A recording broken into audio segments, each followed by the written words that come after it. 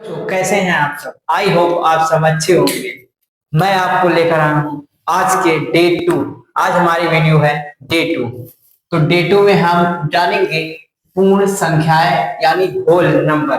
और जो भी आपसे बड़े भाई या आपके दोस्त या सब कोई भी होगा तो आप कहिएगा हैशटैग जानने के बाद इसको सर्च करेंगे, हमारे चैनल के बारे में जरूर बताइएगा।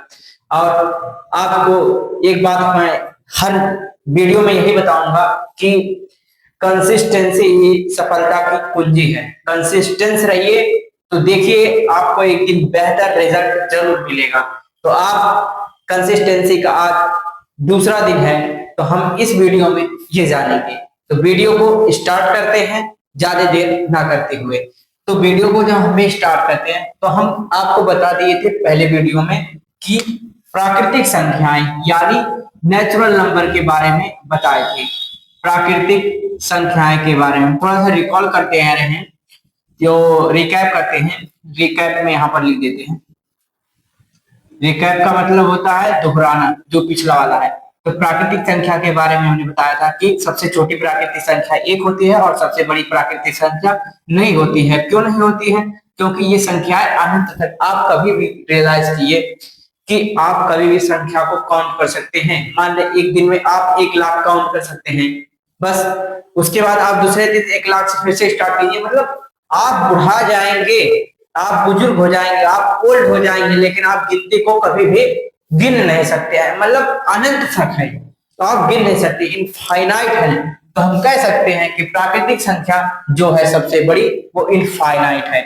और आज हम बात करते हैं पूर्ण संख्या की। किस संख्या की? पूर्ण संख्या की। इसको इंग्लिश में कहते हैं होल नंबर।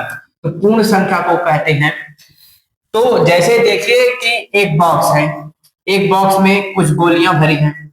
क्या है? कुछ गोलियां भरी हैं। सबको बांटना है, सबको बांटना है।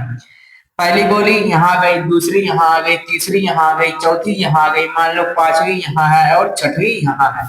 जब छह हमारी निकल जाएंगी, जब छह गोलियां निकल जाएंगी तो क्या बचेंगी?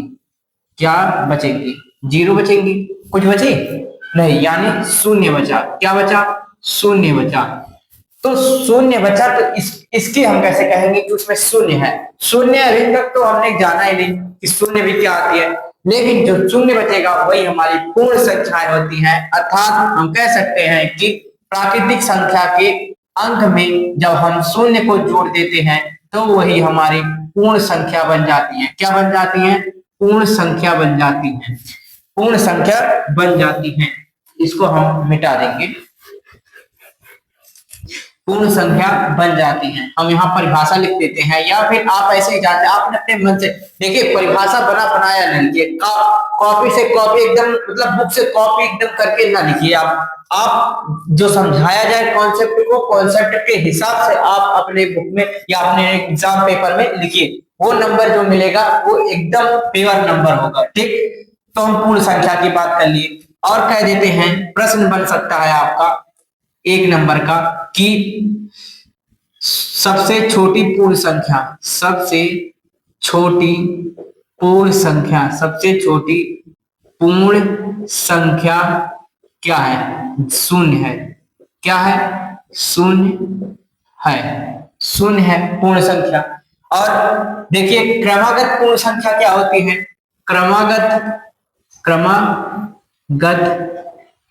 पूर्ण संख्या, क्रमागत पूर्ण संख्या, क्रमागत पूर्ण संख्या को हम कैसे दिखाते हैं? देखिए अगर हम कह दिए 6 5 7, क्या ये क्रमागत संख्याएं हैं कि 6 7 8? कौन सी क्रमागत? आपको नाम से ही पता चल रहा है कि क्रम से जो लगा हो। और पूर्ण संख्या का मतलब जीरो से जो इतने के बीच में हो और क्रम से हो, वही क्या होंगी? क्रमागत पूर्ण संख्या होंगी। ये क्रम से है। देखिए 6 के बाद 5 आया है? नहीं है। तो 5 के बाद 7 आया? नहीं है। तो यानी ये पूर्ण संख्याएं नहीं है। क्या है? नहीं है। ये देखिए 6 के बाद 7 आया, 7 के बाद 8 आया, तो ये क्या है? पूर्ण संख्या है। क्रमागत पूर्ण संख्या एस यानी है। ठीक, आप ये देख लीजिए कि ये पूर्ण संख्याएं हैं। और आपको जानना है कि क्रमागत पूर्ण संख्या, अगर क्वेश्चन आ सकता है कि दो क्रमागत पूर्ण संख्याएं, दो क्रमागत पूर्ण संख्या लिखें। अगर ये दे दे कि दो क्रमागत पूर्ण संख्या लिखें, इसका उपयोग आगे बहुत ज्यादा है। तो अभी आपको दिया रह गया है कि कौन सी, क्या दो के बाद क्रमागत पूर्ण संख्या की, तीन के बाद, कुछ नहीं दिया गया। तो दो क्रमागत, आपको जब भी क्रमागत संख्या निकालना होगा, मान लो कि आपने पहला क्रमागत संख्या क्या लिया है, x लिया, जैसे 6 आप लिए, एक जोड़ेंगे तो 7 होगा, तो पहला क्रमागत संख्या x मानेंगे, दूसरा वाला क्रमागत संख्या x+1 मानेंगे, तीसरी क्रमागत संख्या x+2 मानेंगे, चौथी क्रमागत संख्या x+3 मानेंगे, डॉट डॉट ऐसे आप मानते चले जाएंगे। 100 कहे, 150 कहे, 200 कहे, आप बढ़ाते चले जाएंगे दो क्रमागत संख्या।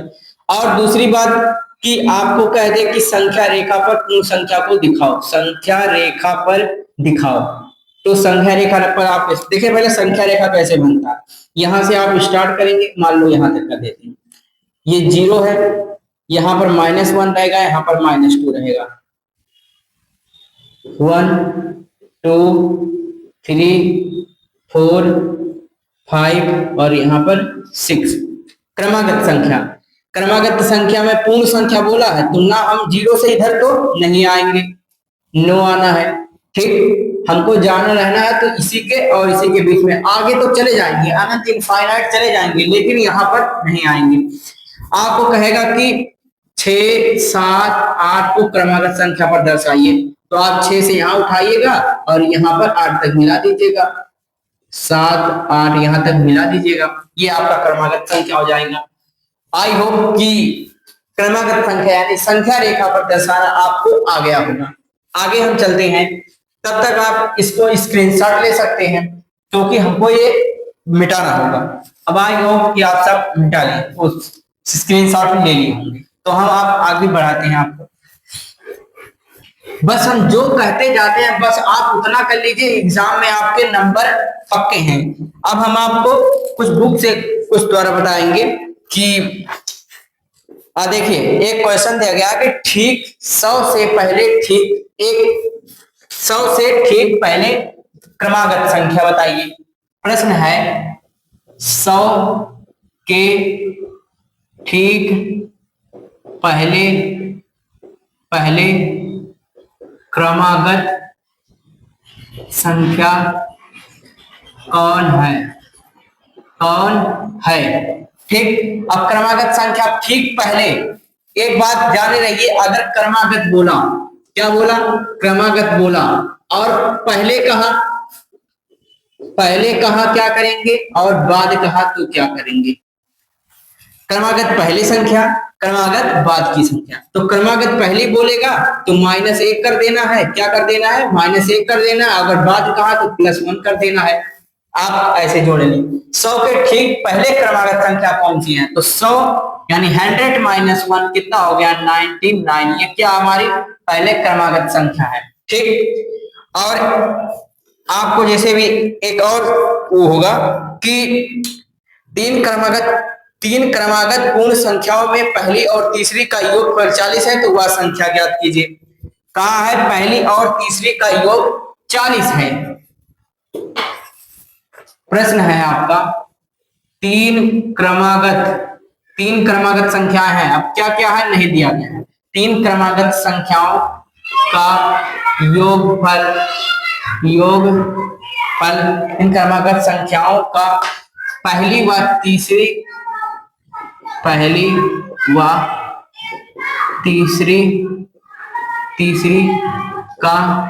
योगफल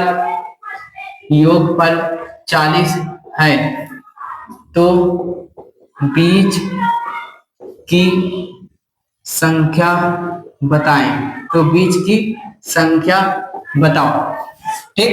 अब हम जान लेते हैं कि पहले मान लो x है और दूसरी x+1 है और x+2 है। पहली और तीसरी का योगफल कितना दिया गया है, 40 दिया गया है, ठीक। अब 40 दिया गया है तो आप पहली और तीसरी का योगफल कर लीजिए, यानी पहला x है और x+2 है, बराबर कितना दिया है, 40, 2x हो गया, 2x+2 बराबर में 40। और 2x और 2 उधर चला गया तो 40 में से 38 हो गया और x बराबर हो गया 38 बटे में 2 नीचे आ गया और 19 दूना 38, x बराबर क्या आ गया 19। तो यानी x का मान हम 19 रख देंगे तो हमारी क्रमागत संख्याएं क्या होंगी 19 और एक जोड़ देंगे 20 हो जाएगी और एक जोड़ देंगे 21 हो जाएगी। ठीक, ये रहा हमारी 3 क्रमागत संख्याओं का पहली बात।